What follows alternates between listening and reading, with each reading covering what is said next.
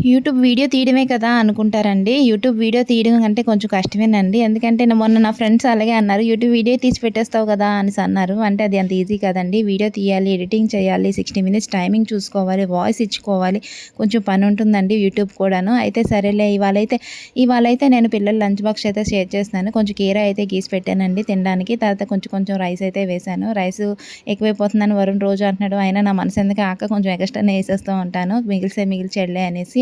దాంతో పాటు కొంచెం క్యారెట్, బంగాళదుంప ఫ్రై చేశానండి. నేను పెరుగన్నం పక్కా పెడతాను పిల్లలకి. ఎందుకంటే పెరుగన్నం ఆ కూరన్నం నచ్చకపోతే కనీసం పెరుగన్నం అన్నా తింటారు కదా! నా ఆశ మీద పెడతాను. పెరుగన్నంతో కొంచెం ఆవకాయ పెడతాను. ఇంతకుముందు అన్నీ కలిపి పెట్టేదాన్ని. ఇప్పుడైతే సెపరేట్‌గా పెడుతున్నాను. ఎందుకంటే మధ్యాహ్నం తిన్నప్పటికి వాళ్ళకి చెప్పబడకుండా కొంచెం బావుంటది కదా! టేస్టీగా అనేసి సెపరేట్‌గా అయితే పెడుతున్నాను.